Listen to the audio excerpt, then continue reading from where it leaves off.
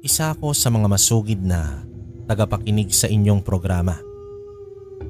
Sa totoo niya, naaaliw kasi akong makinig sa mga kwentong ibinabahagi ng inyong mga sender.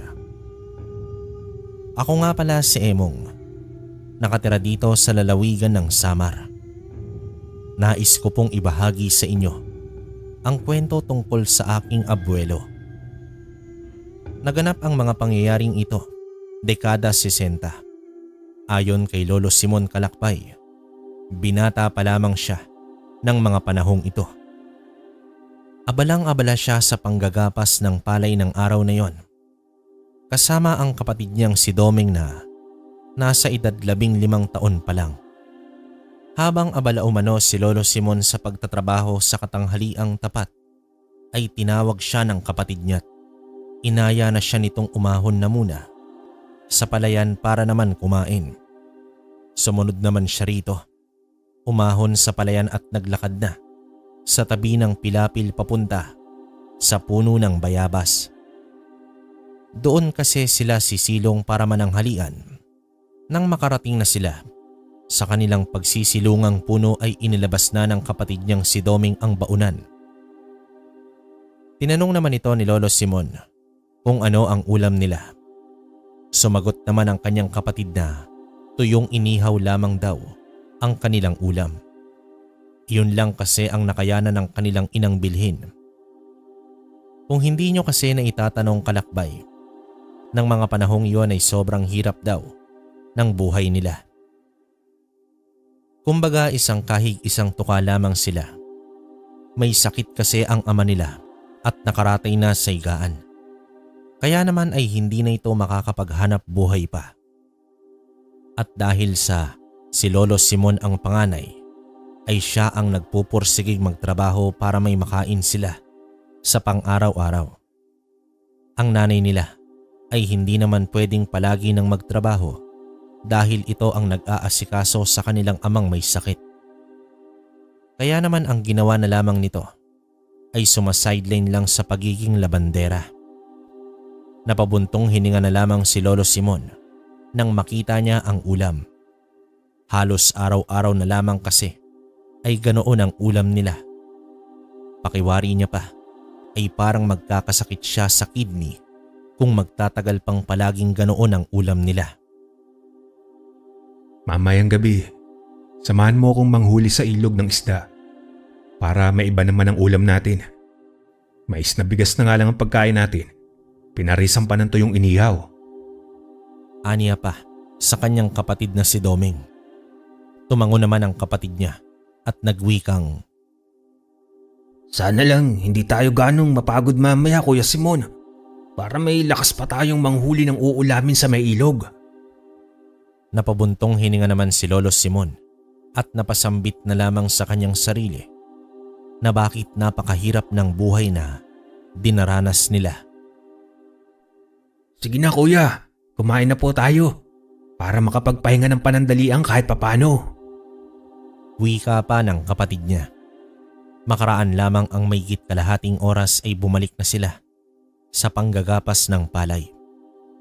Minadali niya na ang pagtatrabaho para konti na lang ang babalikan nilang trabaho kinabukasan. Habang abala nga siya sa ginagawa, ay may nasipat siyang kakaibang bunga ng palay at nag-iisang bunga lamang yon na malapit lamang sa pinagputulan niya. Maging ang puno nun ay kakaibat, kinakapitan ng napakaraming linta. Ayon pa kay Lolo Simon, noong titigan niya, ang nag-iisang bunga ng palay ay mas malaki yon ng bahagya kumpara sa ordinaryong palay at parang kumikinang ito ng bahagya. Ang puno naman noon ay nag-iisa lang rin at may katabaan pa, di gaya ng ibang mga punong nag-uumpukan. Dahil naman sa kakaiba yon, kung kaya't nagkaroon ng kuryosidad sa isipan si Lolo Simon. Kaya naman kinuha niya yon. Pagkahawak niya ng palay ay nakaramdam siya ng kakaiba at namangha siya rito. Sa kadailan ng matigas iyon, na parang kasing tigas ng isang bato. Palay ba talaga to o ano? Kuryosidad niyang tanong sa kanyang isipan. Parang hindi eh. Sambit niya dahil sa naisip niyang may gagawin pa siyang trabaho. Kaya't nagpunit na lamang siya sa laylayan ng damit na suot niyang kulay pula. Tapos ay ibinalot ang bagay na nakuha at saka isiniksik sa bulsa. Nang matapos niyang gawin yon, ay nagpatuloy na siya sa ginagawang trabaho. Kinahaponan, pasado 5:00 na sila umuwing magkapatid. Habang naglalakad sila pauwi, ay naalala niya ang palay na nakuha niya kanina. Tinapa niya naman iyon sa bulsa para suriin kung anong klaseng palay nga ba iyon. Naisip niya kasing kakaiba ang binhi noon at baka nahalo lamang sa mga binhi ng palay. Noon ngang tiningnan niya yon ay ganoon na lamang ang pagtataka niya mga kalakbay. Gawa ng tandang-tanda niyang noong ibinalot niya yon ay palay pa lang. Pero bakit nang tingnan niya uli ito ay naging bigas na. Subalit ang ipinagkaiba lang ay matigas yon na parang bato. Hinawakan niya pa yon at tinitigang maigi. Baka kasi namamalikmata lamang siya. Kinurap-kurap niya pa ang mga mata niya pero ganoon pa rin. Hindi pa rin nagbago ang nakikita niya. Oy, kuya! Anong tinititigan mo dyan? Nagulat naman itong si Lolo Simon nang magsalita ang kapatid niya at saglit siyang nilingon. Mabilis na ibinalot niya ulit sa telang pula ang kakaibang bagay na hawak at nagmadali nang isinilid sa bulsa. Bakit huminto ka? Ano bang tinitignan mo, kuya? Tanong muli ng kapatid niya. Wala. Tara na, dalian na natin maglakad para makarating na tayo kaagad sa bahay. Tugon niya at nagpatiuna ng maglakad. Hindi naman na muling nag-usisa ang kapatid niya at nagpatuloy na sila sa paglalakad.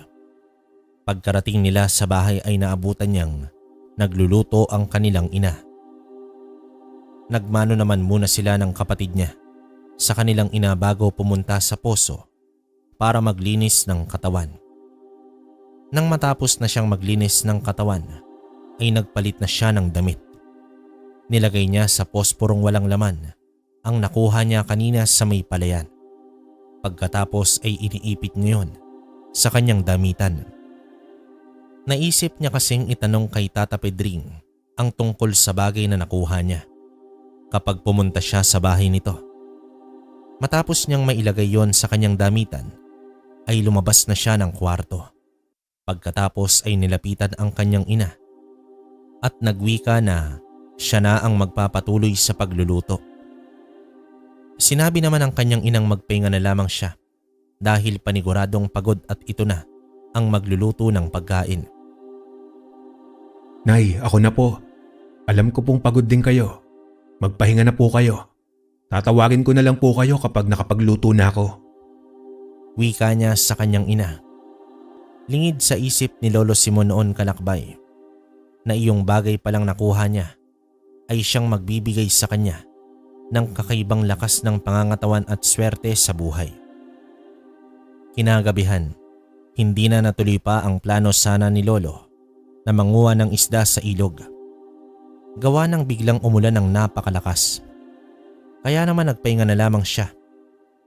Habang nasa kalagitnaan na siya ng pagkakatulog, nagising na lamang siya nang biglang makarinig ng boses ng lalaki sa labas ng bintanang malapit sa kinahihigaan niya't tinatawag ang kanyang pangalan. Hindi niya sana papansinin ang taong tumatawag sa kanya. Kaya lang ay nakaramdam siya ng panlalamig sa katawan at para bang may nag-uudyok sa kanyang lumabas ng bahay para puntahan ang kung sino man ang tumatawag sa kanya. Simon, lumabas ka riyan at mag-usap tayo. Muling wika pa sa mabagsik na boses ng nasa labas ng bahay nila. Sino ba kasi ang istorbong tumatawag sa akin? Gabing-gabi na, nangiistorbo pa. Kakainis naman . Naiinis na wika naman dito ni Lolo Simon at nagmadali nang bumangon. Pagkatapos ay marahan siyang naglakad palabas ng bahay. Nang makalabas na siya ay may naaninagan siyang lalaking sa tingin niya ay halos kaidaran niya lang. May kahabaan ang buhok ng lalaking yun at may hawak na sibat na tila kumikinang sa gabi dahil sa natatamaan iyon ng liwanag ng buwan. Muling tinawag nito ang pangalan niya at ikinumpas ang kamay, indikasyong pinapalapit siya nito. Sino ka? Anong kailangan mo at bakit mo ko tinatawag? Tanong niya sa lalaking yon. Hindi naman sumagot ang lalaki. Bagkus, muli yung sumenyas at naglakad papunta sa likuran ng kanilang bahay. Kahit na kinakabahan siya ay nilakasan niya ang loob at marahang sumunod sa lalaking may bitbit na sibat. Teka, saan ka pupunta? Tanong niyang muli rito habang nakasunod pa rin sa paglalakad. Nang nasa likuran na sila ng bahay malapit sa masukal na talahiban, ay huminto na sa paglalakad ang lalaking yon. Huminto na rin siya sa pagsunod dito. Umarap naman ang lalaki sa kanya at nagpakilala itong si Nardo ang pangalan. At kaya ito naroroon ay nais lamang nitong ipaalam kay Lolo Simon ang tungkol sa nakuha niyang mutya ng bigas. Mutya ng bigas? Anong mutya ng bigas ang pinagsasasabi mo? Naguguluhan niyang tanong kay Nardo. Sa matipunong boses naman ay ipiniliwanag nito ang tungkol sa sinasabi nitong mutya ng bigas. At ayon pa nga dito ay ang matigas na bagay na nakuha niya sa palayan ay isa yung uri ng mutya at ipinagkaloob iyon sa kanya ng kalikasan dahil nakitaan siya ng kagandahang loob. Magagamit niya lamang yon sa kabutihang pamamaraan. Subalit, kapag ginamit niya sa masama ang mutyang ipinagkaloob nito sa kanya, ay mawawalan niyo ng bisa at lahat ng mga naipundar niya ay unti-unting mawawala na parang bula. Sinabi pa nito na palagi niya na lamang yung dalhin kahit saan man siya magpunta. Sana lang ay gamitin mo sa kabutihan ng ipinagkaloob sa'yo at huwag na huwag mong ipapakita sa iba at ipagkatiwala. Dahil hanggat hawak mo ang mutyang iyan, ay maraming mga masasamang tao ang magtatangkang agawin sa iyo ang mutya. Nawa ay pakaingatan mo ang ipinagkaloob ng kalikasan. Mahabang wika naman ni Nardo. Sinabi rin itong anuman ang gustuhin niya sa buhay ay matutupad iyon, ngunit mag-iingat lamang siya sa mga nanaisin niya at huwag maging sakim sa kapwa. Matapos namang sabihin iyon ay unti-unting lumiwanag ang aura nito at dahang-dahang iyong naglalaho sa kanyang harapan. Teka, sandali lang. Hindi niya na natapos pa ang sasabihin gawa ng nawala na ng tuluyan ang lalaking si Nardo na para bang isang multo. Napatanong na lamang siya kung totoo ba ang nakikita niya kanina. Kinusot-kusot niya pa ang mga mata at ipinilig ang leeg para makasiguro kung tama nga ba ang nakita niya kanina. Isang tapik sa balikat niya ang nagpabalik sa diwa at nung lingunin niya kung sino ang tumapik ay nakita niyang ang kanyang ina. Sa pagtatakang boses ay tinanong siya nito kung ano ang ginagawa niya sa likuran ng bahay nila. Bakit 10 oras ng gabi ay naroroon nito? Kasi po inay. Hindi alam ni Lolo Simon kung ano ang sasabihin niya sa kanyang inang nagtatakang nakatitig lamang sa kanya dahil malamang sa malamang ay hindi naman maniniwala ang kanyang ina kung sasabihin niya rito ang tungkol sa nakita niya. Bago pa siya makapagsalita ay sinabihan siya nitong mukhang nananaginip na naman siya at naglalakad ng tulog. Sumunod na raw siya rito sa loob ng bahay at ikakandado na nito ang kanilang pintuan. Kakamot-kamot sa ulo na lamang si Lolo Simon habang nakasunod maglakad sa kanyang ina. Nang makapasok na nga sila sa loob ng bahay, ay dumiretso na siya sa loob ng kanyang silid habang iniisip kung totoo ba yung nakita niya o isang imahinasyon lamang. Nang gabing yon ay hindi siya makatulog pagkat inumaga na siya sa kakaisip kung ano nga ba talaga ang nangyari. Totoo ba ang nakita niya at ang mutyang sinasabi ni Nardo? Kinaumagahan naman, pagkabangon niya ay kaagad niyang kinuha ang sinasabi ni Nardo na mutya ng bigas. Sinunod niya ang sinabi nitong wag ihiwalay sa katawan niya. Kaya ang ginawa niya ay tinalian niya ang telang pulang nakabalot sa mutya ng bigas at ginawa itong isang habak. Bahala na kung totoo man o hindi ang sinasabi ng lalaki. Wala namang mawawala kung susubukan ko eh. Sambit niya sa kanyang sarili. Kung hindi niyo na itatanong mga kalakbay, hindi lingid sa kalaman ni Lolo Simon ang tungkol sa mga mutya dahil may kaibigan siyang sabungerong manggagamot sa kanilang baryo at may mga nakikita siyang anting-anting na suot nito at iba pang pangontra sa mga aswang na naroroon sa loob ng bahay nito. Paminsan-minsan rin ay humihiling siya sa manggagamot na turuan siyang manggamot kahit na sa simpleng pamamaraan lamang. Dahil bata pa lang ay pangarap niya na talagang manggamot gawa ng sakitin ang kanyang ama.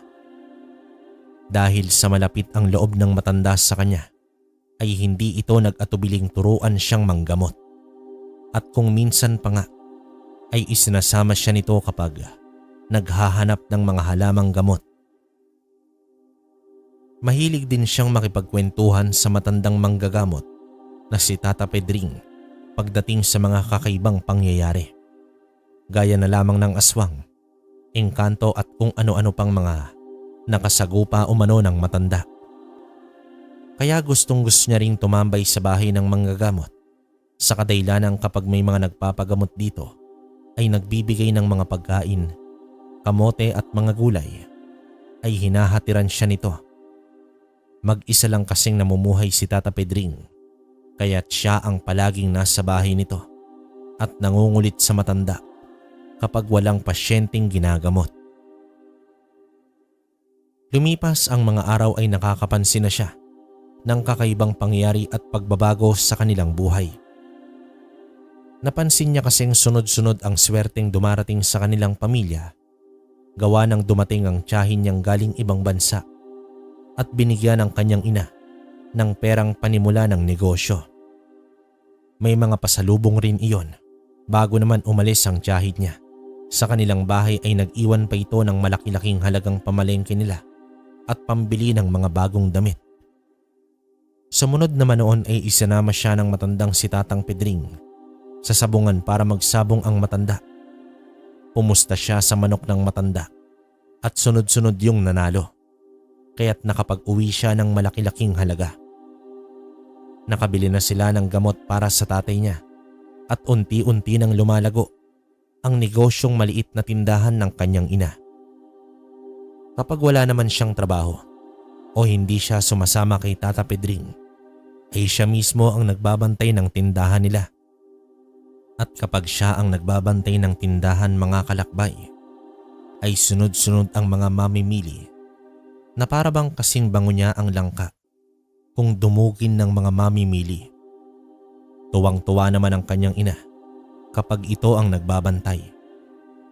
Dahil bago pa man sumapit ang hapon ay halos maubos niya na ibenta ang mga nakalatag na panindang kakanin at karnet gulay ng kanyang ina sa maliit nitong tindahang nakapwesto sa bungad ng kalsada. Hanggang sa unti-unti na silang nakapagpundar ng bahay. At nakabili na rin sila ng mga kagamitan at pagkain ni minsan ay hindi pa nila natitikman noon. Gawa nang wala silang pambili sapagkat kulang na kulang palagi ang perang kinikita nila. Hindi nga nagtagal ay unti-unti nang nadadagdagan ang kanilang negosyo at nagkaroon na rin sila ng iilang mga trabahante sa may babuyan at manuka nila. Kung dati ni pambili ng isang pirasong gamot ay wala silang ipambili, ngayon naman ay hindi lamang iisang pirasong gamot ang kaya nilang bilhin, kundi na ipagamot pa nila sa mamahaling pagamutan ang kanyang ama. Isang araw nun, habang nakatambay siya sa bahay ng sabungerong manggagamot, ay may isang matandang lalaking uugod-ugod ang dumating sa bahay nito. Nakita niyang nag-iisa lamang ang matanda at hinahanap si Tata Pedring. Kasalukuyang nasa likuran ng bahay si Tata Pedring, gawa ng kukunin nito ang manok na panabong para ipakita sa kanya't ipahipo bago nila dadalhin sa may sabungan Araw kasi ng linggo yon at inaya na naman siya ng matandang samahan niya itong magsabong sa kabilang baryo. Kapag kasi kasama siya ng matanda at hahawakan niya ang manok bago ilaban, ay palagi itong nananalo. Nang makalapit na ang matanda sa bahay ni Tata Pedring, ay tinanong niya ito kung ano ang kailangan. Sinabi naman ng matandang masama ang kanyang pakaramdam at kailangan niyang magpagamot. Nandiyan na ba si Pedring? Tanong nito sa kanya. Opo. Sandali lang po tatawagin ko lang. Wika niya sa matanda at pinaupo niya muna ang matanda sa balkonahe bago iniwan. Kaagad namang pinuntahan ni Lolo ang manggagamot sa likuran ng bahay. Nang makita naman siya ng matandang manggagamot, ay tinanong siya nito kung bakit nandoon siya. Tata Pedring, may naghahanap po kasi sa inyo, magpapagamot daw. Aniya pa sa manggagamot. Napalatak naman ang matanda at nagwikang, Nako, ano ba naman yan, Simon? Mukhang mauunsyame pa ang lakad natin ngayon ganun po talaga. Wala po tayong magagawa. Maiksing tugon ni Lolo Simon at sumunod na sa matandang maglakad papunta sa harapan ng bahay. Nga pala mga kalakbay, may singit ko lang dito sa kwento. Kahit hindi naman sinabi ni Lolo Simon sa manggagamot ang tungkol sa mutyang hawak niya, ay nalaman iyon ng matanda dahil sa napakalakas umano ng presensyang hawak niya. At nasisilaw ang matanda na parang may kung sino ang naguutos ditong kunin sa kanya ang mutyang hawak niya. Kaya naman nagsuwestyon ang matandang ibaon na lamang sa katawan niya ang mutya, nang sa gayon ay walang sino man ang makakakuha nito. Noong una ay nag-aalangan pa siya sa suwestyon ng manggagamot, pero noong minsang kamuntika na siyang makasagupa ng aswang sa palayan, noong ginabi siya ng uwi, ay doon na siya nagpasya na sundin ang sinabi ng manggagamot. Simula nga nang maibaon na ng manggagamot ang mutya sa katawan niya, ay doon na siya tinuruan nitong manggamot. Gumagamit ng mga orasyon. Isinasabak na siya sa gamutan kapag wala silang pupuntahang sabong. Dati-rati kasi ay may mga simpleng panggagamot lamang ang itinuturo sa kanya. Habang naglalakad nga sila, ay sinabi sa kanya ni Tata Pedring na siya na umano ang gumamot sa matandang yon, at dahil medyo masama raw ang pakiramdam nito. Nako, Tata Pedring, alam ko na po kung bakit biglang sumama ang pakiramdam mo. Hindi kasi tayo matutuloy sa sabungan, kaya bigla na lamang sumama ang pakiramdam mo. Pabiro niya pang wika sa matanda. Abay, lokong bata Pero kagabi pa talaga masama ang pakiramdam ko. Kaya nga kita inayang pumunta sa sabungan. Baka sakali mawala ang sakit ko. Tawang-tawang wika naman dito ng manggagamot. Pero kasi po, Tatang, Pag-aalangang wika niya pa sa matanda. Kung hindi niyo kasi na itatanong mga kalakbay, unang tingin niya pa lang sa matanda kanina ay alam niyang may kakaiba dito at alam niyang mahihirapan siyang gamutin iyon kung sakasakali man. Kaya naman sinabi niya ang dahilan sa manggagamot at nag-aalangan siya kung susunod ba siya sa utos ng manggagamot o hindi. Tinawanan lang naman siya ng matanda nang malaman nito ang dahilan kung bakit parang nag-aalangan siya. ano ka mo? Nakong bata ka. Kung hindi mo lang alam, mas malakas ang gabay mo kaysa sa akin. Kaya't alam kung kayang-kaya mo iyong gamutin. Wika pa sa kanya ng manggagamot. Lingid sa kanyang kaalaman, hindi pa man nakikita ni Tata Pedring ang matandang gagamutin ay alam na nito kung ano ang dinadalang problema ng matanda. Nang naroon na sila sa balkonahe at kaharap na nila ang matandang magpapagamot, ay wala na nga siyang nagawa pa kundi sundin ang utos ng manggagamot, kundi umpisahan na ang kanyang panggagamot. Batid niyang mahihirapan siyang gamutin ng matanda dahil sa pakiwari niya ay napisa na ang ibinaon ng aswang sa sikmura ng matanda. Nakisuyo naman siya kay Tata Pedring Natulungan siyang ihiga ang matanda sa higaan para maumpisahan niya ng gamutin ito. Habang ginagamot niya na nga ang matanda, ay narinig niyang nagkikiskisan ang mga ngipin na tila ba nang gigigil at anumang oras ay nais na siya nitong sakmalin. Nangingitim na rin ang gilid ng mga mata at nangapal na ang mga kilay ng matanda. Bumubulong siya habang nag-uusal ng orasyong panali sa katawan ng matanda. Pagkatapos ay iniihip niya yon sa matanda. Matapos niya yung gawin ay kinuha niya na ang mga gamit ni Tata Pedring na nasa maliit na mesa at sinimulan niya nang magpausok gamit ang insenso at iba't ibang mga tuyong halamang dahon kasabay ng balahibo ng manok. Nung umusok na yon ay saka pa lamang niya itinapat sa pasyente ang usok ng mga pinaghalo-halong halaman at balahibo ng manok. Nagsisisigaw at pilit na nagwala ang pasyente sa higaan dahil sa amoy mabantot na usok na nagmumula sa mga pinagsama-samang mga halaman. Ayon pa sa kwento ni Lolo Simon, saksing buhay siya nang masilayan niya ang pamumula ng mga mata ng matandang yon. Naanimoy bilasang isda at panilabas ang dila at pinapatunog ang mga ngipin habang walang tigil ang pagtulo ng malalapot at napakabahong laway. Iyon ang kauna-unahan niyang manggamot ng taong nayanggaw. Tinutubuan na rin ito ng mga maliliit na hibla ng balahibo sa muka. Dahil naman sa mga nakita ni Lolo Simon ay hindi niya na pinatagal pa ang gamutan. Habang ginagamot niya ang matanda ay narinig niya ang boses ni Nardo na bumubulong sa isipan nito. Sinasabi nito kung ano ang mga dapat niyang gawin. Agad naman siyang nag-usal para mahuli ang aswang na may gawa sa matandang yon. Ngunit sadyang napakailap ng aswang kung kaya't isa lang ang kanyang naisip na solusyon. Total ay ayaw mo naman magpahuli. Pwes bibigyan kita ng napakatinding leksyon, aswang. Alam kong nandito ka lang sa paligid at pinagmamasdan ang mga ginagawa ko. Aniya pa't kinakausap ang sarili.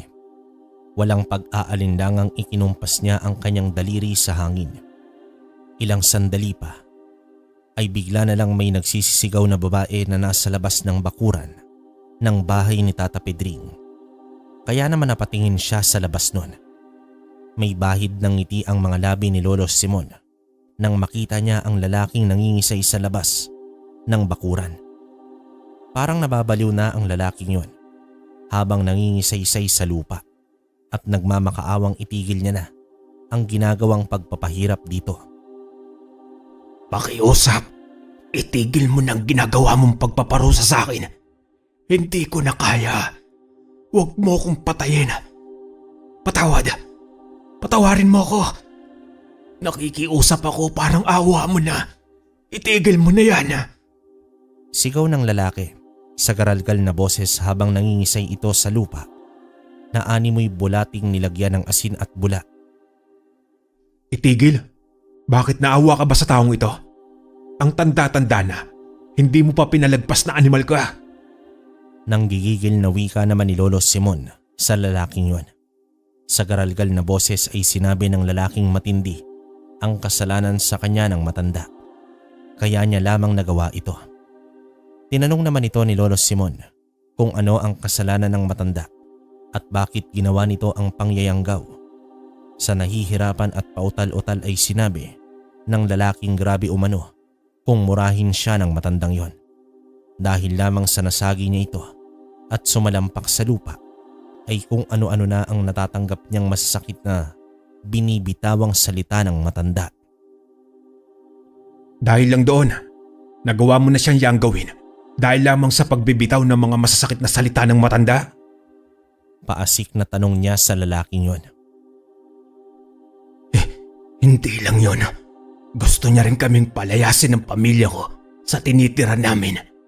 Dahil pinagbibintangan niya ako ang naging dahilan ng sunod-sunod na pagkakasakit ng mga taong naninirahan sa baryo namin. Kaya nararapat lang dyan na mahawaan nang sa ganun ay mapunta sa kanya ang sisi ng mga kabaryo. Abay, napakagaling talaga ng plano mo, ano? Pwes hindi na kita pagbibigyan ngayon. dahil pinapakita mo lang sa akin ang kasamaan ng budhi mo. Gigil na wika niya sa lalaki at muli na naman siyang nag-usal at iniihip sa hangin. Ilang sandali pa ay saksing buhay ang mga taong nakikiosyoso sa labas ng bakuran ni Tata Pedring. Narinig kasi nila ang malakas na pagsisisigaw ng lalaki kung kaya't naglabasan sila at doon nga ay napanood nila ang kaganapan. At kitang-kita nila kung paano manigas at mabawian ng buhay ang lalaking nangingisay. Ang ipinagtataka ng mga tao, walang humawak o gumalaw man lang sa lalaking yon, kaya papaano ito namatay. Matapos ang kaganapang yon ay walang ano-ano, bigla na lang sumuka ng kulay berdeng likido ang matanda. Kaya mabilis niya nang pinaupo ang matanda at tinapik-tapik ng bahagya ang likurang bahagi. Pagkatapik ni Lolo Simon ay bigla na lamang bumulwak ng suka ang matandang yon. Hanggang sa mailabas na nito ang isang kulay itim na hayop na kasin laki lamang ng sisiw na malapit ng napisa. May balahibo na ang hayop at may pakpak na rin iyon. Patay na nang bumagsak ito sa sahig, kaya pinulot kaagad ni Tata Pedring iyon at ibinalot sa itim na tela.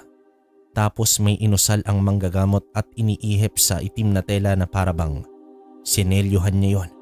Nang sa gayon ay hindi na mabuhay muli ang hayop at wala nang susunod pang magiging biktima. Labis-labis naman ang pasasalamat ng matanda sa kanya dahil ang buong akala nito ay mapapadali nitong makita si San Pedro dahil sa kagagawan ng lalaking bantog na aswang sa baryong tinitirhan nito. Biniro naman ito ni Lolo Simon at nagwikang mabuti sana kung si San Pedro ang may kita nito kapag sumakabilang buhay na. Paano na lang kung iba, di ba? Natatawa lang naman ang matanda at muling nagpasalamat sa kanya. Utang ko sa iyo ang ikalawang buhay ko, iyo. Maraming salamat sa iyo. Aniya pa ng matanda. Simon na lang po ang itawag ninyo sa akin. Huwag po kayo sa akin magpasalamat, kundi kay Tata Pedring dahil siya po ang nagturo sa akin para manggamot. Kinabukasan nga, bago nga umalis ang matanda, binilinan niya itong wag nang masyadong maging garapal sa pagsasalita dahil hindi mo alam na nakakasakit ka na pala ng damdamin ng ibang tao. Sa susunod ho ay maghinay-hinay lang ho kayo sa pagsasalita at kung pwede ay iwasan ninyo ang magalit kaagad. Wika pa niya sa matanda. Umiti naman ang matandang yon at muling nagpasalamat sa kanila bago tuluyang lumabas ng bakuran. Nang umalis na ang matanda ay napalatak na lamang siya't nagwika ng, Ang ikaw po talaga oh. Isinabak niyo po kaagad ako sa biglaang paggagamot doon sa taong nayanggaw. Mabuti na lang at tinulungan ako ng gabay ko. Humagikik lang naman ang tawa ang manggagamot at nagsabing tama lang ang ginawa nito. Kailan pa kita isasabak sa ganoong klaseng panggagamot? Kapag wala na ako, sino pa ang magtuturo sa'yo at titingin kung tama ba ang ginagawa mo? Tsaka tignan mo naman, humingi ka ba ng tulong sa akin? Di ba't hindi naman? Napahanga mo ko sa ginawa mong panggagamot, iho. Napapailing na lamang siya na natatawa sa manggagamot dahil kahit kailan talaga ay palagi na lamang siyang naiisahan nito. Matapos noon kalakbay ay mas lalo pang tinuruan ng mga malalalim na orasyon si Lolo Simon hanggang sa noong tuluyang pumanaw na si Tata Pedring ay sa kanya iniwan ang lahat ng karga at gamit nito. Siya ang naging disipulo ng isang matandang sabungerong manggagamot nang dahil lamang sa nakuha niyang mutya ng bigas. Hanggang dito na lamang po ang aking kwento mga kalakbay. Maraming salamat po sa inyo. Okay, para sa akin, grabe. Hindi ganun kabakbakan pero talagang detalyado yung pagsasalaysay nung kwento, no? Saka alam naman natin na malakas talaga tong mutya ng bigas. Wala masabi, talagang pagtangan mo to tapos purong tama yung ginawa mo, talagang maganda yung mangyayari sa buhay mo, no? Na ito, nakita naman natin kay Lolo Simon. Bali, si Lolo Simon yung may karanasan, kwento na lang ng isa nating kalakbay, no? Tapos yun nga, hindi natin alam kung ano pang karga neto ni Lolo Simon kasi nga iniwan sa kanya yung mga karga ni Tata Pedring. So, pwedeng mas malakas yun. So, yun nga. Wala masabi. Kayo, kung may opinion kayo mga kalakbay sa kwento natin, comment nyo sa baba para mabasa namin. Tapos, available na rin pala yung mga gamit natin sa TikTok shop. Pwede nyong puntahan. Kwentong Barrio Shop 8888. Yon, lalabas agad yon. Sa ngayon, hanggang dito na lang muna mga kalakbay. Hanggang sa susunod na kwento. Maraming salamat.